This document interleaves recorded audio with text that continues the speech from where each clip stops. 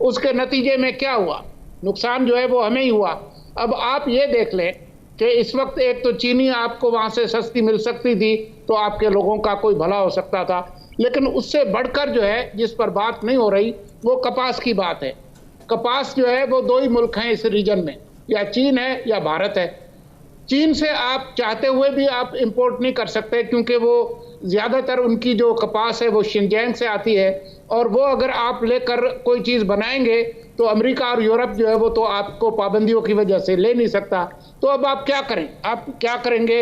आपकी जो ज़रूरी पॉलिसियां हैं उसकी वजह से कोई 70 लाख जो गांठ है, 7 मिलियन बेल्स कम पैदा हुई। तो आपके जो 2 से 2.5 करोड़ जो टेक्सटाइल वर्कर्स हैं, जो यहाँ पर कारखाने हैं 200 के करीब, उनका आप क्या करेंगे? उनको बंद कर देंगे। पहले ही आप जो है वो मुआशी मसाइल में घिरे हुए हैं।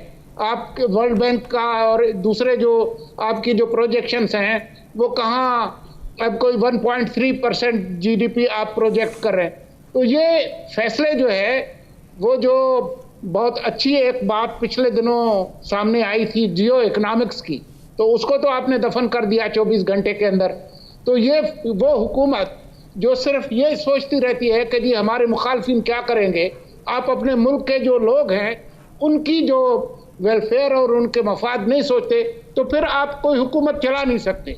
तो ये हुकूमत जो है वो जो जिसकी पूरा फोकस सिर्फ मीडिया तर्जमानों का इजलास है, उसका एक और घामड़पन सामने आया, और इससे मुल्क के अंदर जो है वो भी एक अदम एतमाद जो बिजनेस कम्युनिटी है। अभी आपने ये जो फैसला किया कि आप इंपोर्ट करेंगे, उससे पहले कुछ जो आपके जो ट्रेड ग्रुप्स हैं उन्होंने कोई बातचीत की होगी ना भारत के अंदर, कोई ना कोई चीज़ें पहले से तय हुई होंगी, अब वो सारी ख़त्म हो गई।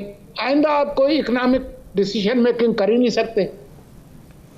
राइटली। लेकिन ये भी याद रखना चाहिए हमें कि कश्मीर को भारत ने एनेक्स कर लिया है, आर्टिकल 370 और 35 उन्होंने ख़त्म कर दिया है। उसके बाद बहुत सारे डोमिसाइल के कवानीन भी तब्दील कर दिए हैं, लेकिन किसी एक मुल्क ने अमेरिका यूरोप को तो छोड़े, मुसलमान मुल्कों में से भी किसी ने भारत की मजम्मत नहीं की, भारत से इन इक़दामात की वापसी का मुतालबा नहीं किया है, और ना ही अमेरिका से उसकी कोई मजम्मत आई है।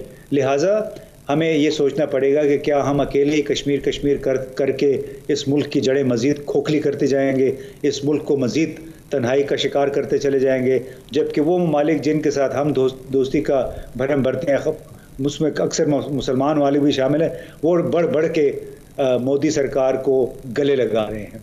Rightly said. दोस्तों, पाकिस्तान का कपड़ा उद्योग दुनिया में अपनी अच्छी पहचान रखता है। पाकिस्तान उसकी अच्छी क्वालिटी का कपड़ा पूरी दुनिया भर में एक्सपोर्ट करता है, जिसकी काफ़ी डिमांड भी है।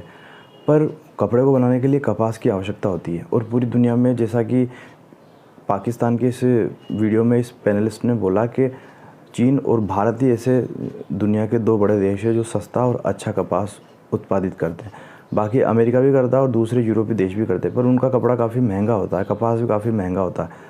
अब शिनजियांग में जो चाइना उगाता है वो तो यूरोपीय देश खरीदेंगे नहीं, दूसरे कई देश खरीदेंगे नहीं, और पाकिस्तान का ज़्यादातर कपड़ा इन्हीं देशों में जाता है।